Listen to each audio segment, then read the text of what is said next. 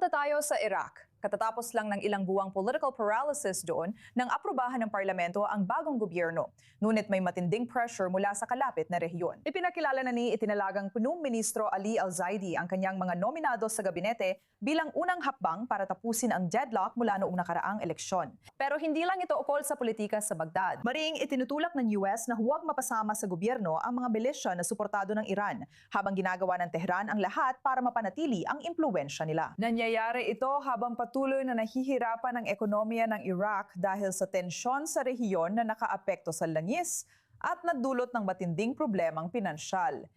Kasama natin si Michael Prejean, isang consultant sa foreign policy at pambansang seguridad sa Washington, D.C. Michael, paliwanag mo ito. Ang pagbuo ng gobyernong ito ay nangyayari sa ilalim ng matinding pressure mula Washington at Tehran. Gaano kalawak ang kalayaan ni Al-Zaidi na bumuo ng independenteng gabinete sa ganitong sitwasyon? Noong nasa komunidad ng intelihensya ako, trabaho namin pag-aralan ang impluensya ng Iran sa mga ministeryo at opisina ng punong ministro. At may dalawang tao na nakatayo sa kaliwa ng inyong screen sa tabi ng bagong punong ministro, si Zaidi ng Iraq.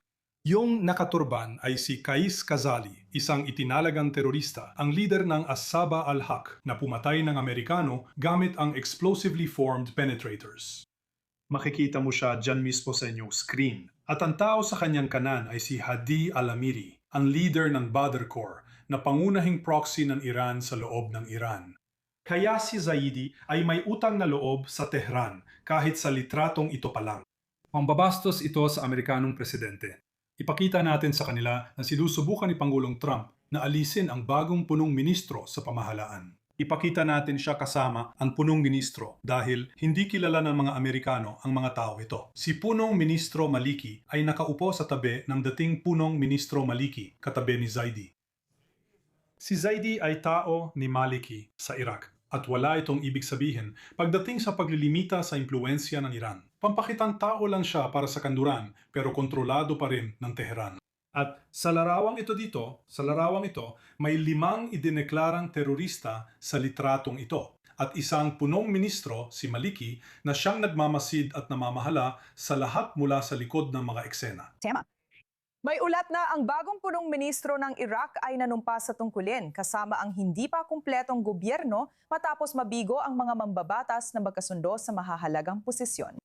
Paano naapektuhan ng bagong ulat? Gusto ko sana malaman pa dahil talagang interesante ang mga nangyari nitong linggo. Paano naapektuhan ng mga ulat tungkol sa pagtatayo ng base ng Israel sa desyerto ng Iraq na di umano'y tinatago ng US, ang pananaw ng Iraq sa relasyon nito sa Estados Unidos at ang impluensya ng US sa hinaharap na pamahalaan?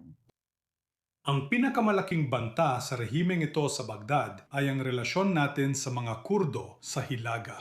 Hindi ko tinutukoy ang PUK, kundi ang KDP, ang mga Kurdo ng Barzani. Doon ang base ng Israel. Nasa teritoryo nila yon.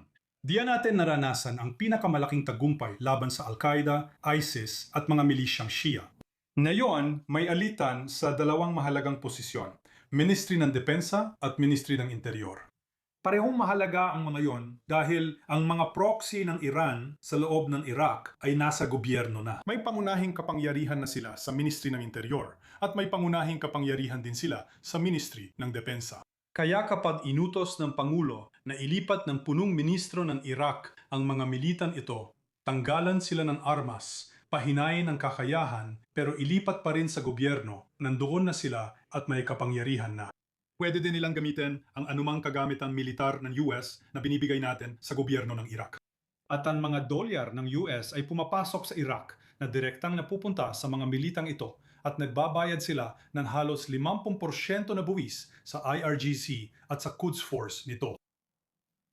May ulat na nagsasabing dahil sa US pressure, wala sa mga unang napiling ministro ang konektado sa mga paksyong suportado ng Iran. Sa tingin mo ba ito na ang simula ng tunay na pagbabago sa balanse ng kapangyarihan sa loob ng Iraq o pansamantalang pag-aayos lang talaga ang nakikita natin? Pampapogi lang yan. Pinili lang si Zaidi, punong ministro, ng mga milisya at mga partidong sunod-sunuran sa Iran.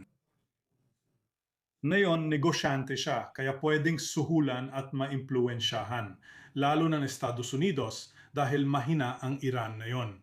Hindi rin siya malakas na leader. Hindi niya gagamitin ang militar ng Iraq laban sa milisya. Hindi niya magagawa dahil ang karamihan sa mga kumander ng militar ng Iraq ay mga ubod na Ba'athist na kumander.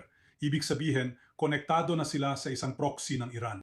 Ang paarte lang to, walang saysay lahat na nito. Isa lang itong paraan para pagandahin ang imahe ng Iraq. Kapag sinuportahan ng presidente ang punong ministro, para na rin niya itong inilalagay sa probasyon. Hindi niya bibigyan ng blankong tseke at binalaan siya laban sa paglabag sa gusto ng US. Kaya na si Qais Ghazali ay katabi niya. Yung lalaking nakaputing turbante ay pumatay ng mga Amerikano.